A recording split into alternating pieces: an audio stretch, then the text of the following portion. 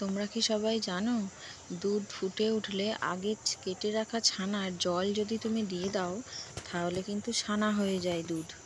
তবে তোমাদের কাছে না থাকলে তোমরা লেবু বা ভিনিগার দিয়েও ছানা কাটতে পারো। পরিষ্কার কাপড়ের মধ্যে ছানাটাকে ছেঁকে নিয়ে জল ঝরতে দিয়েছিলাম। জল ঝরে নিয়ে যাওয়ার পরে ছানাটাকে ভালো করে ঠেসে নিতে হবে যাতে খুব সুন্দর মোলায়েম হয়ে যায়।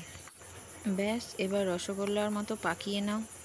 পাকানো হয়ে গেলেই মিক্সিতে আদা, লঙ্কা, কাজু বাদাম, চারমগজ দিয়ে বেটে নিলেই হয়ে যাবে মশলা রেডি।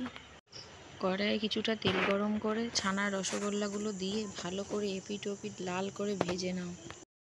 ব্যাস, ছানা ভাজা হয়ে গেছে। ওই কড়াইয়ে কিছুটা তেল দিয়ে সিদ্ধ করে রাখা আলুগুলো ভেজে নেওয়ার পরে নুন আর হলুদ দিয়ে আরও ভালো করে নাড়াচাড়া করে নামিয়ে দাও।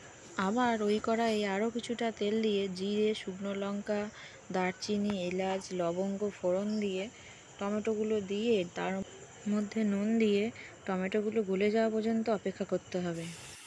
ব্যাস, টমেটো গলে গেছে। এর মধ্যে পেস্ট করা মশলাটা দিয়ে দেব। জিরে গুঁড়ো দেব, হলুদ গুঁড়ো, লঙ্কা গুঁড়ো, পরিমাণ মতো চিনি, পরিমাণ মতো কাশ্মীরি লঙ্কা গুঁড়ো দেবো যাতে সুন্দর একটা কালার আসে। ভালো করে কষাতে থাকবো যতক্ষণ না তেল বেরোচ্ছে। ব্যাস, তেল বেরিয়ে গেছে। এবার ভাজা আলুগুলো দিয়ে দেব। আলুগুলো দিয়েও ভালো করে কষাতে থাকবো যতক্ষণ না মশলাগুলো আলুর সাথে মিশে যায়।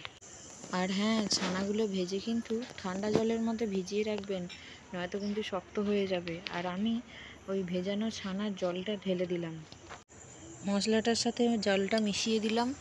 এবার ব্যাস, ঢাকা দিয়ে রাখবো কিছুক্ষণ যতক্ষণ না ফুটে ওঠে।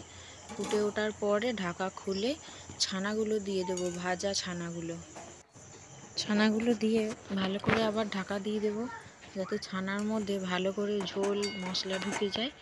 এবার ছানা তৈরি, ছানার ডালনা। এবার এর মধ্যে নামিয়ে ঘি ছড়িয়ে দিয়েই পরিবেশন করুন গরম ভাতে ছানার ডালনা। দেখুন ছানাগুলো কীরম রসগোল্লার মতো ফুলে গেছে।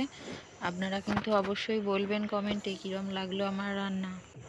আর লাইক, শেয়ার, সাবস্ক্রাইব করতে ভুলবেন না কিন্তু। আজকের মতো টাটা।